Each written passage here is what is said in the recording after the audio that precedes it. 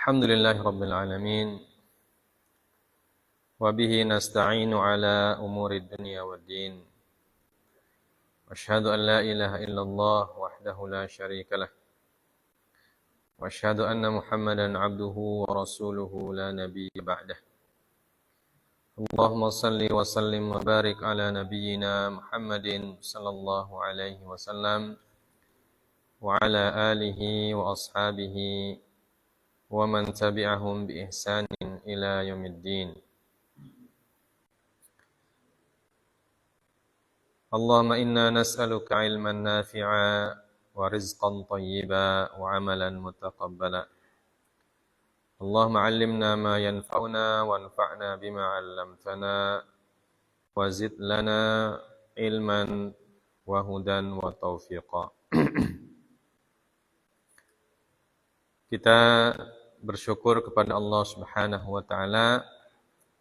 Pada malam hari ini kita kembali bisa melanjutkan bacaan kitab kita pada kitab At-Tibyan fi Bayani Adabi Hamalatil Quran, karya Al-Imam An-Nawawi rahimahullahu ta'ala.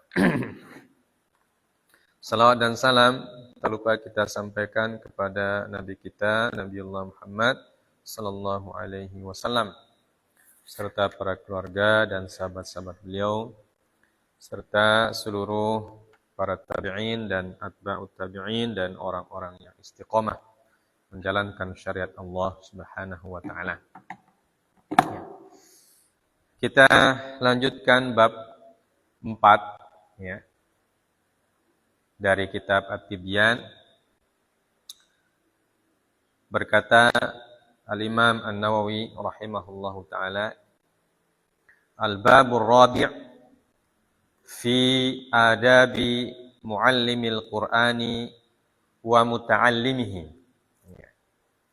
Bab yang keempat tentang adab-adab pengajar Al-Quran dan pembelajar Al-Quran. Jadi orang yang mengajar dan orang yang belajar. Adab bagi kita semua.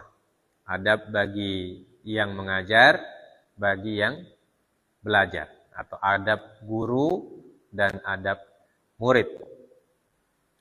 Beliau mengatakan, Hadzal babu ma'al babaini ba'dahu huwa maqsudul kitab.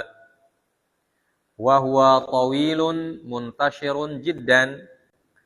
Wa ana ushiru ila maqasidihi mukhtasaratan fi fusul liyashula hifdhuhu wa dhabtuhu insyaallah ta'ala. Bab ini bersama dua bab setelahnya merupakan maksud dan tujuan ditulisnya kitab ini.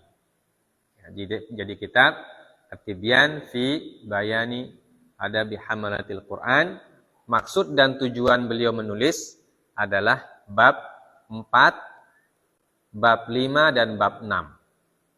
Atau inti dari kitab ini adalah ada di bab ini. Bab 4, 5 dan 6. Bab 4 dan 2 bab setelahnya. Wa huwa tawilun muntashirun jiddan. Dan materi ini sangat panjang sebenarnya. Wa muntashirun jiddan. Sangat panjang dan sangat banyak. Ya, tersebar di berbagai macam kitab-kitab para ulama. Ya. Wa ana ushiru ila maqasidihi mukhtasaratan fi fusul. Dan saya akan ushiru, mengisyaratkan atau memberikan ringkasan, merangkum lah istilah kita sekarang. Ya. Saya akan rangkum, saya akan berikan poin-poin ila maqasidihi, untuk sampai ke tujuannya. Ya, tujuan daripada penulisan kitab ini. Mukhtasaratan fi fusul. Dengan mukhtasarah, dengan ringkas. Ya. Fi fusul dalam beberapa fasal. Liyashula hifdhuhu wa dhabtuhu insyaallah, untuk memudahkan menghafalkan dan mengingatnya insyaallah. Ya, jadi ini beliau berikan prolog. Apa itu prolog? Mukaddimah singkat. Ya. Jadi beliau memberikan mukaddimah singkat tentang bab 4, bab 5 dan bab 6. Ya.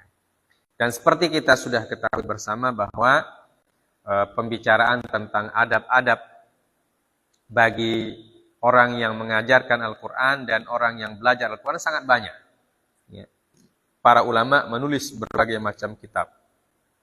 Ya, baik kitab-kitab hadis yang memuat hadis-hadis Rasulullah SAW tentang adab-adab ketika belajar dan seterusnya dan seterusnya. Ya. Ada juga kitab-kitab yang lain, kitab akhlak misalnya. Ya. Ada juga kitab adab. Ya. Bahkan ada kitab fikih juga menjelaskan tentang sedikit tentang qiraatul Quran, ya. Tentang adab membaca Al-Quran atau adab fadilah tentang membaca Al-Quran dan seterusnya. Ya. Jadi sangat banyak, muntasyir, sangat tersebar luas, insyaallah.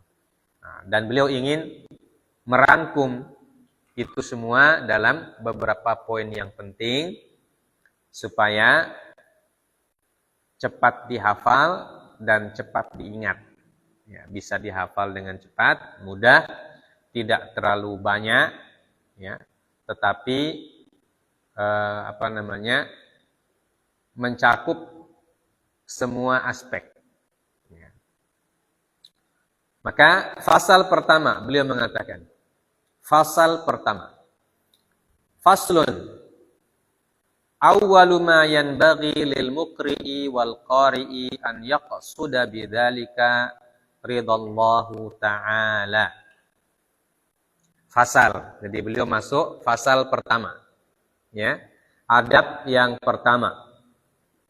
Ya. Adab yang pertama bagi para penuntut ilmu Al-Qur'an. Ya. Baik gurunya ataupun muridnya. Ya. Yang pertama-tama yang harus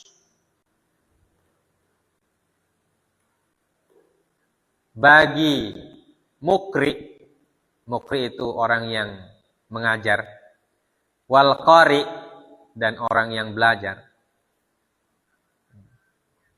Yang pertama-tama harus mereka lakukan adalah an yaqsuda bidzalika ridallah. Bahwa mereka memaksudkan atau meniatkan belajar dan mengajar Al-Quran untuk mendapat ridha Allah Subhanahu wa ta'ala. Ya, jadi tentang niat. Niat kita harus ikhlas. Ya, niat kita harus ikhlas. Ya, tidak boleh dicampuri dengan niat-niat yang lain. Ya. Karena apa? Karena belajar Al-Quran dan mengajarkan Al-Quran adalah ibadah. Ibadah, salah satu ibadah yang utama. Ya.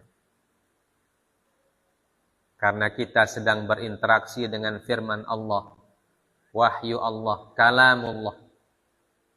Dan berinteraksi dengan Al-Quran, diganjar pahala setiap huruf 10 kebajikan. Ya. Maka harus dilihat niat kita pertama-tama. Tidak boleh ada niat atau tujuan lain selain ingin mendapatkan ridha Allah Azza wa Jalla. Qala Allah Ta'ala, beliau mendalilkan apa yang beliau utarakan, ya, dengan firman Allah dalam Quran surah Al-Bayyinah. Allah Subhanahu wa taala berfirman, A'udzubillahi minasyaitonir rajim, "Wa ma umiru illa liya'budullaha mukhlishina lahuddin, hunafa'a wa yuqimus salata wa yu'tuz zakata wa dzalika dinul qayyimah." Ya. Jadi beliau menggunakan ayat ini sebagai dalil.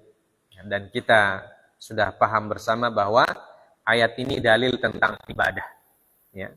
Dalil tentang ibadah kepada Allah Subhanahu wa taala.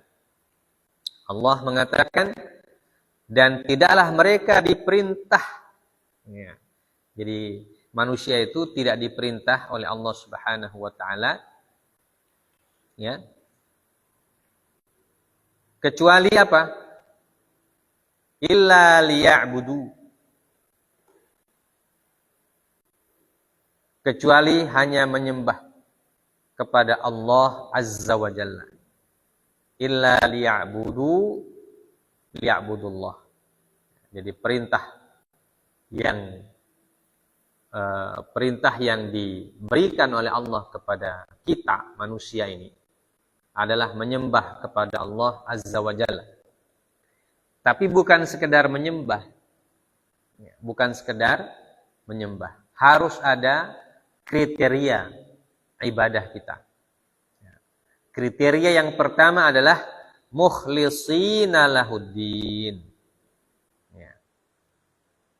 Dengan ikhlas.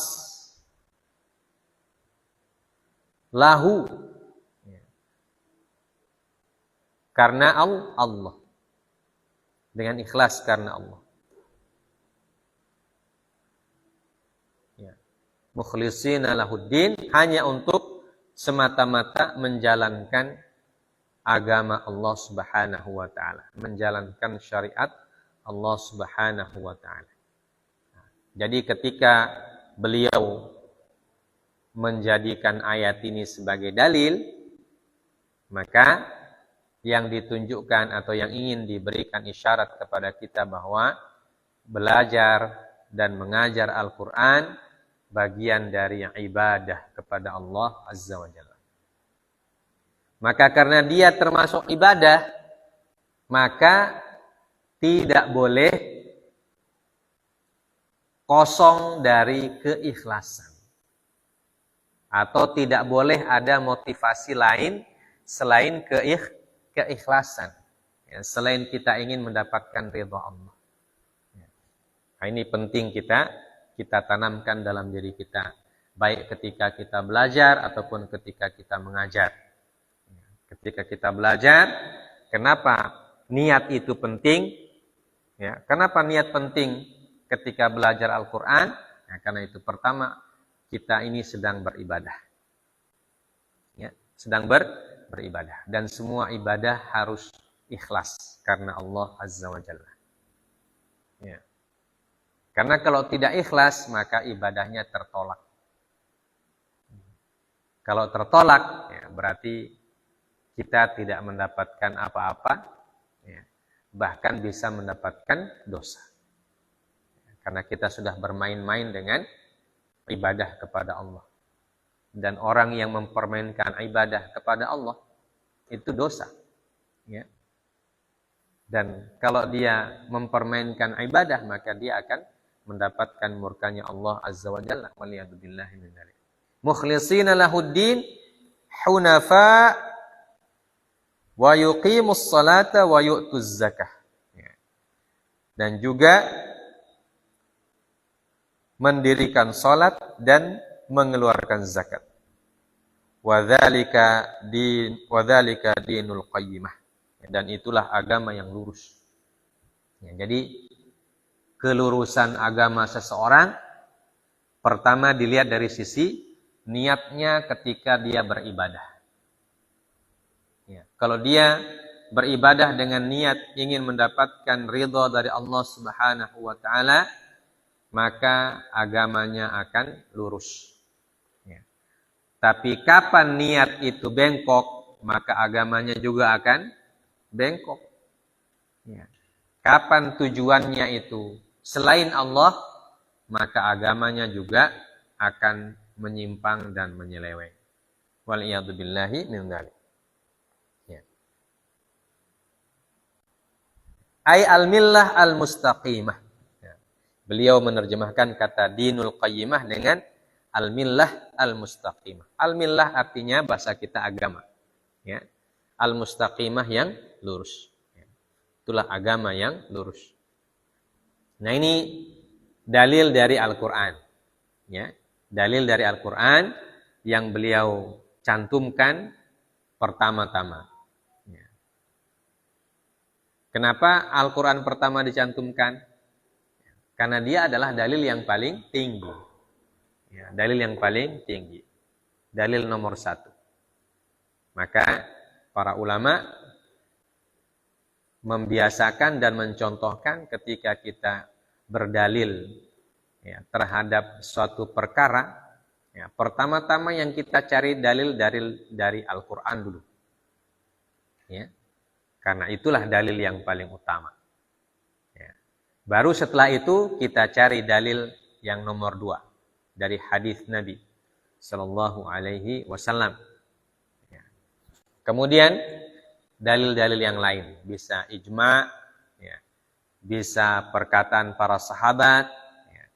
Bisa qiyas, dan seterusnya sebagai dalil-dalil pendukung. Tapi dalil yang pertama dan utama adalah ayat dulu. Ya. Ini kita diajarkan. Kenapa? Karena kita sedang belajar Al-Quran, maka kita harus mengutamakan Al-Quran. Ya. Nah, ini beliau langsung mencontohkan dan mengajarkan kepada kita bagaimana pengagungan terhadap ayat Allah Subhanahu wa Ta'ala. Orang yang belajar dan mengajar Al-Quran harus mengagungkan Al-Quran.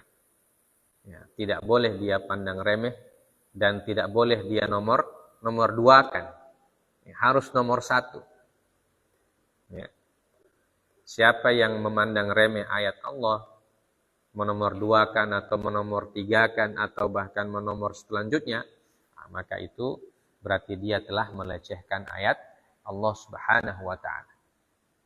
Nah, ini tentu isyarat-isyarat yang beliau berikan kepada kita, menunjukkan bahwa beliau ini seorang yang sangat-sangat perhatian ya, terhadap Al-Quran dan sunnah Rasulullah Sallallahu Alaihi Wasallam. Dan itulah karakteristik para ulama. Ya, para ulama itu setiap mereka berpendapat, maka mereka memiliki dalil dari Al-Quran dan hadis Nabi dan yang lainnya.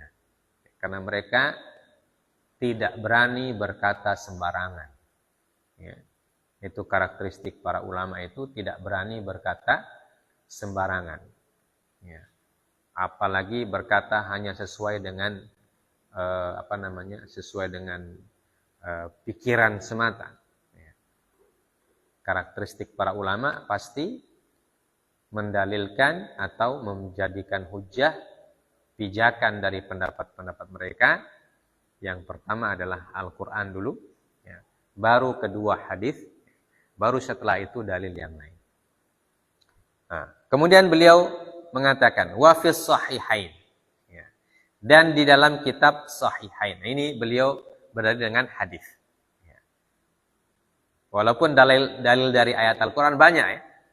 Sudah beliau sebutkan di awal, di prolog atau di mukadimah itu, bahwa sangat muntasyir, ya, sangat tersebar dan banyak.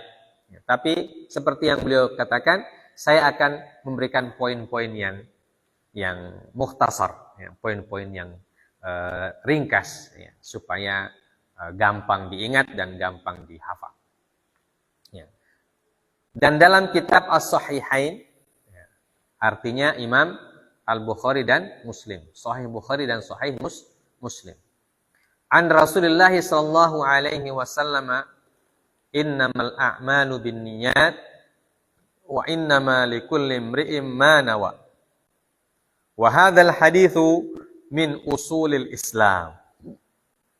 Ya. Dan dalam kitab Sahihain Dari Rasulullah SAW, beliau tidak sebutkan sanadnya, ya, seperti yang beliau ungkapkan di awal kitab, bahwa beliau tidak akan menyebutkan sanad secara lengkap, ya, tidak mencantumkan sanad secara lengkap.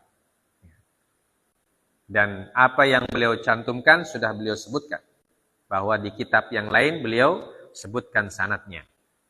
Ya. Untuk apa? Untuk meringkas. Karena kalau disebutkan sanadnya tentu jadi panjang lagi pembahasannya. Jadi panjang lagi pembahasan, materinya jadi panjang lagi. Ya, sedangkan tujuan beliau menulis kitab ini untuk mempersingkat atau mempermudah, ya, mempermudah bagi kita yang belajar. Ya. Dari Rasulullah SAW, beliau bersabda, innamal a'malu binniyat wa innamal likulli imri'in ma nawa. Hadis tentang niat, ya. Dan di sini hadisnya pun beliau tidak sebutkan secara utuh, ya. Beliau ambil bagian yang sesuai dengan materi yang menjadi dalil. Sungguhnya hanya saja amal-amal itu dilihat dari niatnya. Ya. Dan setiap orang, ya, akan mendapatkan apa yang dia niatkan. Wa innama likulli imri'in ma nawa. Setiap orang akan mendapatkan apa yang dia niat. Artinya pekerja. Amalan-amalan setiap orang, ya, mendapatkan ganjaran dari Allah sesuai dengan niat. Ya, sesuai dengan maksud dan tujuannya.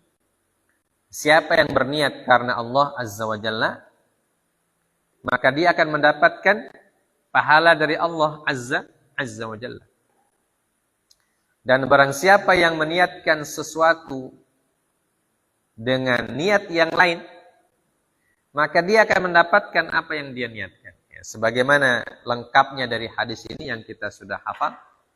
Ya. Coba hafal hadisnya. Ishaq. Lanjutkan hadisnya.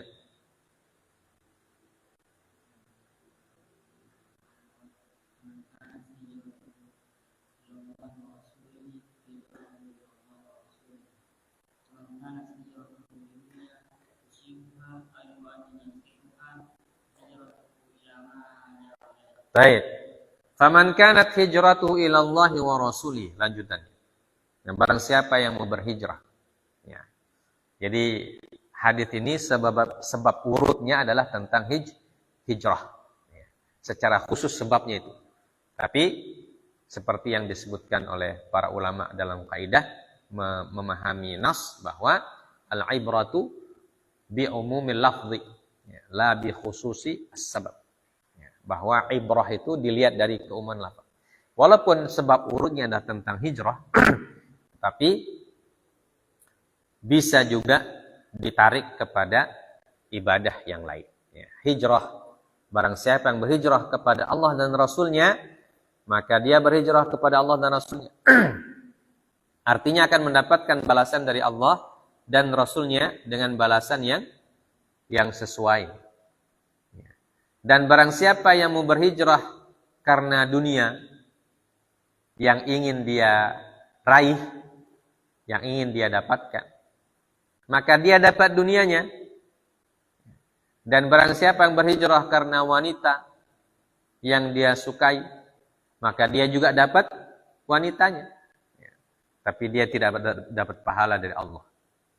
Orang yang berhijrah karena dunia, bisa jadi dia akan mendapatkan dunia. Nah, dan itu banyak, ya. Dalam kehidupan kita sehari-hari, orang pindah tempat. Tujuannya apa? Cari kerja, misalnya kan. Dia dapat pekerjaan, dia dapat dia dapat dunianya. Dia dapat, mesti dapat. Cari nafkah misalnya. Dia dapat nafkah. Dia pindah tempat dari sini ke daerah lain. Dia dapat. Atau banyak orang pindah karena di sana ada perempuan yang dia menikahi. Dapat dia, dapat. Tapi kalau dia tidak niatkan karena Allah, maka cuma itu yang dia dapat. Makanya sangat penting ketika kita melakukan sesuatu, niatnya mencari ridho Allah. Kalau kita niatnya mencari ridho Allah, bisa jadi dapat double. Dunia dapat, ridho Allah dapat. Makanya kalau kita pindah ke satu tempat, misalnya untuk mencari nafkah, jangan lupa ketika kita berniat pindah itu kita niatkan saya cari nafkah karena saya diperintahkan oleh Allah untuk mencari nafkah untuk keluarga yang saya tanggung. Jadi kita hadirkan niat, kita sertakan niat bahwa apapun yang kita lakukan karena ada perintah Allah. Mencari nafkah perintah Allah. Apalagi seorang ayah, mencari nafkah itu perintah dari Allah. Menafkahi anak istrinya itu perintah. Wa ashiruhunna bil ma'ruf dalam ayat. Maka pergaulilah mereka dengan cara yang baik.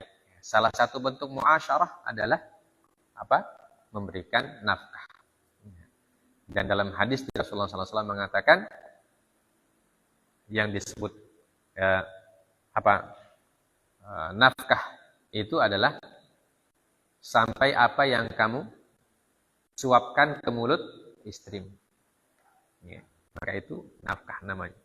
Maka kalau kita cari nafkah, jangan lupa baca basmalah. Keluar rumah baca basmalah. Bismillahirrahmanirrahim. Atau baca doa. Supaya apa? Supaya usaha kita itu diberikan ridho oleh Allah Subhanahu wa taala. Nah, apalagi dalam masalah belajar Al-Qur'an. Hadzal hadits min usulil Islam. Dan hadis ini merupakan pokok dalam Islam. Kenapa dikatakan pokok? Karena hadis ini masuk ke semua aspek kehidupan. Masuk kepada semua aspek kehidupan. Baik yang berkaitan dengan ibadah langsung, harus ikhlas, seperti sholat, puasa, haji, zakat, harus ikhlas. Tidak boleh ada motivasi lain. Atau ibadah yang ghairu mahdhah, seperti cari nafkah, mengajar, belajar, dan lain sebagainya. Nah ini masuk juga hadis ini. Innamal a'malu binniyat. Makanya hadis ini disebutkan usulul Islam. Di antara hadis yang merupakan pokok-pokok ajaran Islam. Dan ikhlas itu identik dengan tauhid dan iman. Tauhid dan iman itu identik dengan ikhlas. Makanya surat Al-Ikhlas disebut surat Al-Ikhlas. Padahal tidak ada kata ikhlasnya dalam ayat itu. Al-Ikhlas apa ayatnya? Qul huwallahu ahad, Allahus samad, lam yalid wa lam yulad wa lam yakul lahu kufuwan ahad. Tidak ada kata ikhlasnya. Tidak ada kata ikhlasnya. Kenapa dikatakan surat Al-Ikhlas? Karena di situ tentang tauhid. Qul huwallahu ahad, dialah Allah yang Maha Esa. Kita menuhankan, mentauhidkan, mengimani bahwa Allah satu-satunya yang bisa disembah. Allahus samad, Allah yang kepadanya bergantung segala sesuatu. Tidak ada tempat bergantung selain Allah Azza wa Jalla. Lam yalid wa lam yulad, tidak beranak dan tidak diperanakkan. Dia sendirinya. Tidak ada awal dan tidak ada akhirnya. Huwal awwal wal akhir. Dialah yang awal dan dialah yang akhir. Disebutkan oleh para ulama, al-awwalu wa laisa qablaka syai' wa antal akhiru wa laisa ba'daka syai'. Engkau adalah yang awal dan tidak ada yang mendahuluimu, dan engkau adalah yang akhir dan tidak ada yang datang setelahmu. Nah, itulah yang disebut dengan tauhid, mengikhlaskan ya, agama kita kepada Allah. Makanya Quran Qul huwallahu ahad disebut Quran surah Al-Ikhlas. Jadi ikhlas itu identik dengan iman, identik dengan tauhid. Maka ketika kita beribadah, membaca Al-Quran termasuk, belajar Al-Quran termasuk, maka kita harus mentauhidkan Allah ketika kita belajar. Artinya, satu-satunya sebab kita belajar karena kita ingin mencari ridha Allah. Nah, namanya mentauhidkan Allah pada saat kita belajar. Begitu juga mengajar. Satu-satunya sebab dan tujuan kita mengajar adalah untuk mencari ridha Allah Subhanahu wa ta'ala. Kita mentauhidkan Allah ketika kita mengajar Al-Quran. Ya. Nah, ini dalil yang kedua dari hadis Rasulullah sallallahu alaihi wasallam. Kemudian beliau menyebutkan dalil setelahnya. Dalil setelahnya adalah athar para sahabat. Wa rawaina 'an Ibnu Abbas radhiyallahu taala anhuma. Dan kami riwayatkan dari Ibnu Abbas radhiyallahu taala anhuma. Qala innama yahfadhu rajulu ala qadri niyyatihi. Nah, ini pesan dari Ibnu Abbas radhiyallahu taala. Apa artinya? Sesungguhnya seseorang bisa menghafal sesuai dengan kadar niatnya. Ya. Bisa menghafal sesuai dengan kadar niatnya. Kalau niatnya ikhlas karena Allah, maka dia akan mampu menghafal. Ya. Akan mampu menghafal. Tapi kalau niatnya tidak karena Allah, ya, maka hafalannya juga sebatas niatnya itu. Ya. Tidak akan sempurna hafalannya. Makanya kalau kita mau menghafal, kita berdoa dulu baik-baik. Ya. Walaupun kita tahu bahwa menghafal itu banyak sekali cobaannya. Ya, banyak sekali tantangannya. Tantangan dari dalam diri kita, tantangan dari luar. Banyak cobaan. Tapi kalau kita ikhlas, insya Allah kita bisa menghafal dengan sempurna. Ya, bisa menghafal dengan sempurna. Ya. Baik itu cepat ataupun lambat. Karena kita disuruh menghafal itu tidak ditargetkan sekian tahun selesai. Ya. Orang yang menghafal dengan sungguh-sungguh, walaupun bertahun-tahun dia akan bertahan. Ya. Dia akan bertahan. Kenapa? Karena yang dia cari ketika menghafal adalah ridha Allah. Ya. Jadi bukan pujian orang. Ya. Bukan pujian orang. So kelas begini, so hafal ini. Ya, bukan itu tujuannya. Ya. Dia menghafal karena Allah. Entah dia selesai dalam waktu 1 tahun, 2 tahun, 3 tahun, ya, 4 tahun, atau beberapa tahun. Dia tetap di situ. Ya. Maka ini perlu niat, kata Ibnu Abbas radhiyallahu ta'ala anhu, karena hafalan kita itu sesuai dengan niat. Ya. Kalau niat kita karena Allah, maka kita akan bertahan, walaupun susah kita rasakan. Sesusah apapun kita rasakan. Hafal di sini, lupa di sana. Hafal awal, lupa akhir. Hafal akhir, lupa awal. Apalagi ayat-ayat yang ayat-ayat yang mutasyabih. Ayat-ayat yang mirip-mirip. Atau kisah yang mirip-mirip. Mana kisah Nabi Adam di Quran surah Al-Baqarah, kisah Nabi Adam di surat ini, dan lain sebagainya. Mana sambungannya nanti itu? Ya. Kisah Nabi Adam di Al-Baqarah sambungannya seperti apa? Dan seterusnya. Jadi tantangannya banyak, cobaannya besar. Ya. Tapi kalau niatnya bagus, niatnya mencari ridha Allah Subhanahu wa taala, nanti Allah yang tolong. Ya, Allah yang tolong. Jadi jangan putus asa. Ya. Jangan putus asa. Selalu berusaha ala qadri niyati, sesuai dengan kadar niat kita. Ya. Maka niat itu tidak boleh putus kita perbaharui. Ya. Setiap kita mau belajar, perbaharui niat. Setiap mau belajar, perbaharui niat. Supaya apa? Supaya ketika kita mendapatkan cobaan ya, dari Allah Subhanahu wa taala, dapat ujian, ya, kita tidak cepat patah. Ya, tidak cepat patah atau tidak cepat putus asa. Tapi kita masih punya kekuatan. Ya, kekuatan karena kita ingin cari ridha Allah Azza wa Jalla. Ya, bukan ingin mencari pujian dan lain sebagainya. Ya. Nah, ini asar yang pertama. Wa an ghairihi innama yu'tan nasu ala qadri niyatihim. Dan asar dari selain beliau, selain Ibnu Abbas maksudnya, ya, dari kalangan para sahabat yang lain, apa yang mereka katakan? Sesungguhnya manusia diberikan sesuai dengan niat mereka.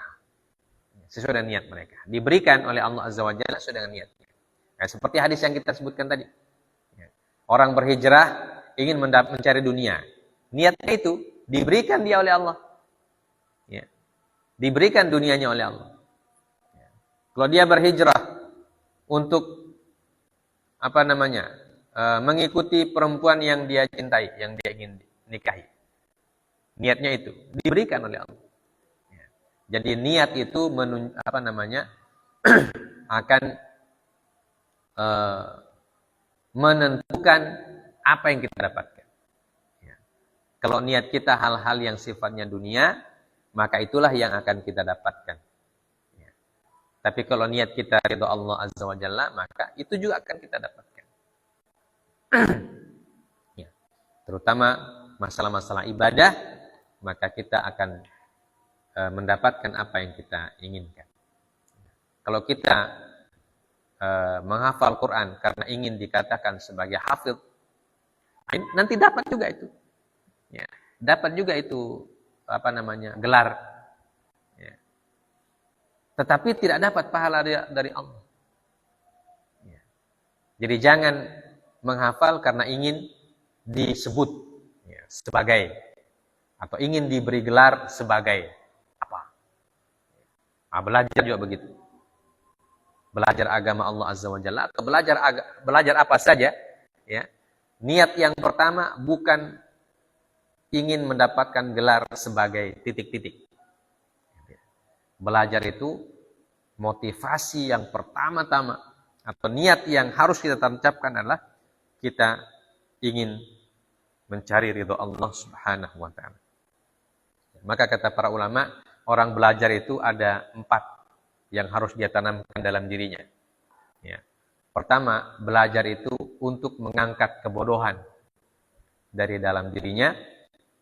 Yang kedua, dia belajar untuk bisa memberikan manfaat kepada orang lain. Yang ketiga, dia belajar karena dia ingin mengagungkan ilmu. Dan yang keempat, dia belajar karena dia ingin beramal dengan ilmunya. Ya, ini harus kita tanamkan dalam diri. Ya. Jadi pertama, mengangkat kebodohan yang ada dalam diri kita. Yang kedua, bisa memberikan manfaat kepada orang lain. Yang ketiga, karena kita mengagungkan ilmu Allah Azza wa Jalla. Dan yang keempat, karena kita ingin mengamalkan ilmu yang kita dapatkan. Baik.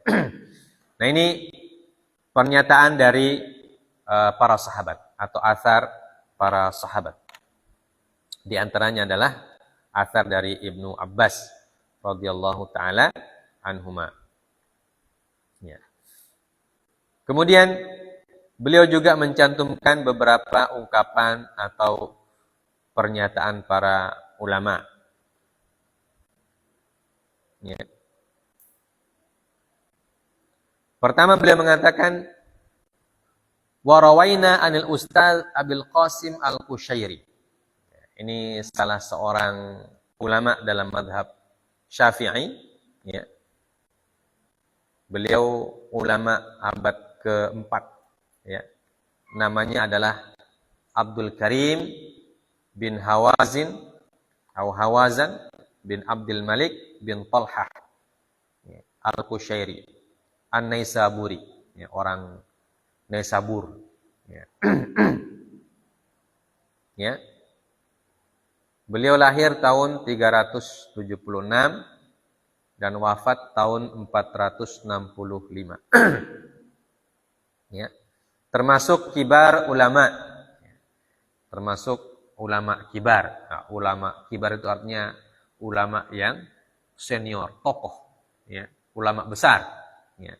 Ulama besar dalam bidang fikih, tafsir, hadis, usul, adab dan juga syair. Beliau ini orang Naisabur. Naisabur itu sekarang di Persia, ya. Apa kata Imam Abul Qasim Al-Qushairi? Beliau mengatakan al-ikhlasu ifradul haqqi fi ta'ati bil qasdi wa huwa an yurida bi ta'atihi at-taqarruba ila Allah azza wa jalla duna syai'in akhar min tasannu'in li makhluqin aw iktisabi mahmadatin 'indan nas aw mahabbati madhin minal khalq aw makna minal ma'ani siwa at-taqarrub ila Allah ta'ala. Qala wa yasihhu an yuqal al-ikhlasu tasfiyatul fi'li an mulahadhatil makhluqin. Apa artinya? Ikhlas adalah ifradul haqq, ya, mengifradkan al-haqq fi ta'ati bil qasdi, ya. Mengifradkan itu menunggalkan, ya. Bukan meninggalkan, menunggalkan, kita tunggalkan, ya. Apa? Al-haqqu fit ta'ah. Kita tunggalkan Allah azza wa jalla, ya, dalam ketaatan bil qasdi, dengan qasd, ya, dengan niat. Itu yang disebut dengan al-ikhlas. Jadi kita mengesahkan Allah dalam ketaatan-ketaatan kita, ya, dengan niat. Jadi niat kita ketika melakukan ketaatan semata-mata karena al-haq, yaitu Allah Subhanahu wa ta'ala. Ya, seperti yang tadi disebutkan dalam hadis. Ya. Wa huwa an yurida bi ta'atihi at-taqarrub ila Allah. Ya, penjelasannya bahwa seorang yang menunggalkan Allah dalam ketaatan adalah ketika orang tersebut menginginkan dari ketaatannya itu adalah untuk bertaqarrub kepada Allah Ta'ala, ya, untuk mendekatkan diri kepada Allah Azza wa Jalla. Ya, jadi setiap ketaatan, ya, termasuk membaca Al-Quran, mengajar dan belajar Al-Quran adalah ketaatan. Maka kita maksudkan atau kita niatkan ketika kita belajar dan mengajarkan Al-Quran adalah untuk bertaqarrub, mendekatkan diri kepada Allah, beribadah kepada Allah. Duna syai'in akhar, ya, tidak kepada sesuatu yang lain. Ya. Jadi bukan karena mendekatkan diri kepada siapapun, makhluk siapapun. Ya. Apalagi belajar Al-Quran atau mengajarkan Al-Quran, ya, karena di sebelah rumah ada orang yang dalam tanda kutip, ya, ada gadis misalnya di sebelah rumah, kita tahu dia gadis di situ. Baca Al-Quran kasih gagah, ya. Supaya apa? Supaya gadis di sebelah terpana. Bagus dia bacaan ini. cocok jadi imam ini, ya. Dan seterusnya. Ya. Atau ingin dikatakan sebagai orang yang bacaannya bagus, ya. Itu tidak boleh. Ya. Maka disebutkan duna syai'in akhar. Min di antara yang akhar itu. Di antara tujuan yang selain Allah, kata beliau, pertama, tasannu' li makhluk. Ya. Tasannu' itu sesuatu yang dibuat-buat. Ya. Dibuat-buat untuk apa? Mendapatkan pengakuan dari makhluk. Ya. Mendapatkan pengakuan dari makhluk. Tasannu'. Ya. Dia kasih bagus di bacaan. Ya. Makhrajnya mantap.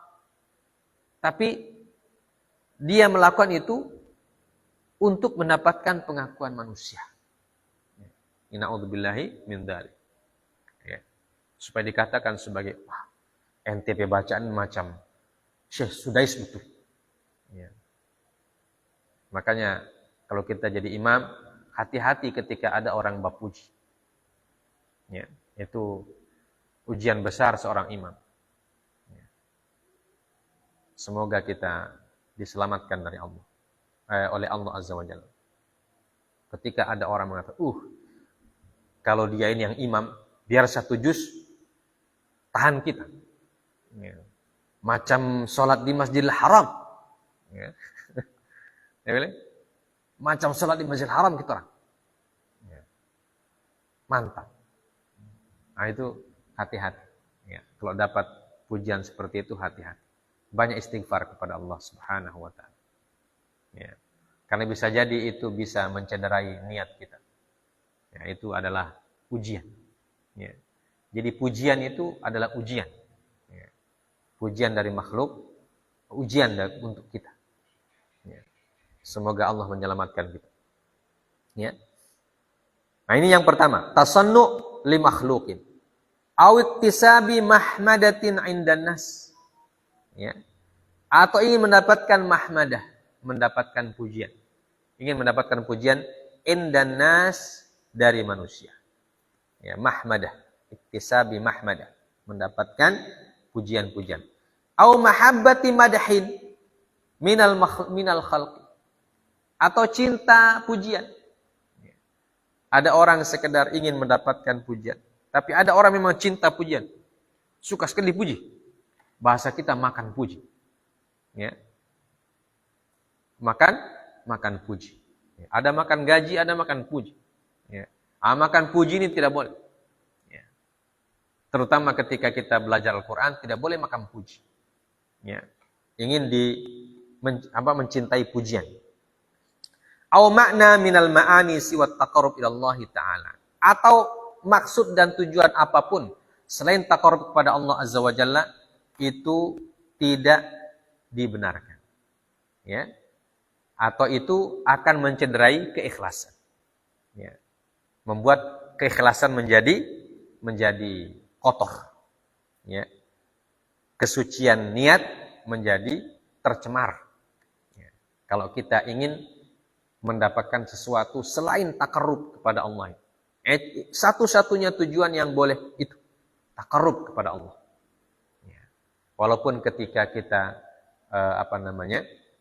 dalam kenyataannya ya, terkadang ada diuji kita, hati kita diganggu oleh setan. Ya. Dengan meniupkan keinginan-keinginan yang lain. Ente memang setan bilang gagal. Ente pesuara bagus. Ya. Ada rasa bangga dan sebagainya. Nah itu ujian. Ya, ujian keikhlasan. Dan ujian keikhlasan itulah ujian yang paling berat. Ya, ujian yang paling berat. Ya. Makanya keikhlasan ini dibahas dalam Al-Quran dalam banyak ayat. Juga dibahas dalam hadis Nabi dalam banyak hadis. Dibahas lagi oleh para sahabat dalam banyak pendapat dan seterusnya. Kenapa? Karena ikhlas itu sesuatu yang agung. Ya. Dan ujiannya banyak. Ya, ujiannya banyak. Ya. Terkadang kita bisa bicara teori tentang ikhlas. Ya. Tetapi dalam pelaksanaannya ya, kita masih berusaha juga. Ya, kita masih tetap berusaha. Ya, terkadang kita ikhlas dalam suatu waktu, dalam waktu yang lain tidak ikhlas. Ya. Nah, itu terjadi kepada manusia. Dan karena dia adalah ujian, maka dia menimpa semua manusia. Ya. Semua manusia diuji oleh Allah dengan keikhlasannya. Keikhlasannya diuji oleh Allah Subhanahu wa taala. Makanya tentang ikhlas ini menjadi topik dan pembahasan yang tidak pernah selesai. Tidak pernah selesai. Selalu diungkapkan. Kenapa? Karena ini. Untuk menjadi orang ikhlas itu memang banyak ujiannya. Banyak ujiannya. Maka kita saling mewasiatkan supaya kita menjaga niat kita supaya bisa ikhlas karena Allah Azza wa Jalla. Dan beliau mengatakan wa yasihhu an yuqal, atau kesimpulannya al-ikhlasu tasfiyatul fi'li an mulahadhatil makhluqin. Ya. Kesimpulan dari ikhlas kata Imam Al-Qushairi adalah tasfiyatul fi'li, membersihkan perbuatan-perbuatan an mulahadhatil makhluqin, dari mulahadhah, ya. Dari komentar-komentar makhluqin. Ya. Baik komentar positif ataupun komentar negatif. Ya. Jadi orang yang ikhlas itu dia bersihkan perbuatannya dari komentar makhluk. Ya. Atau bahasa sekarang komentar netizen. Ya. Ya, komentar netizen itu kan ada yang positif, ada yang negatif. Ya. Jadi orang ikhlas itu dia tidak lagi menganggap itu komentar orang. Pokoknya saya beribadah karena ingin takarrub pada Allah. Ya. Orang mau bilang apa, tidak peduli. Ya. Itu namanya tasfiyah. Dia sucikan amalannya dari komentar-komentar makhluk. Ya. Dia seperti kata orang, ketika dipuji tidak terbang. Ya. Tapi ketika tidak dipuji, dia tidak hancur. Ya, dia tidak jatuh ketika tidak dipuji. Dan ketika dipuji, dia tidak terbang. Pokoknya pada posisinya. Ya. Kalau orang Nahu bilang, fi mawqi'ihi minal i'rab. Ya. Di posisinya ketika di i'rab, tidak berubah-berubah, di situ saja. Ya. Kalau dia sebagai fa'il, ya fa'il. Sebagai mubtada, ya mubtada. Jadi dia tidak terbang dengan pujian, ya, tidak hancur dengan celaan. Itu namanya tasfiyatul fi'li an mulahadhatil makhluqin. Ya. Dia mentasfiyah.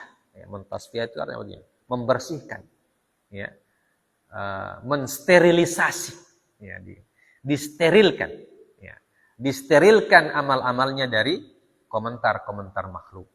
Ya. Baik komentar pujian ataupun komentar yang tidak memuji.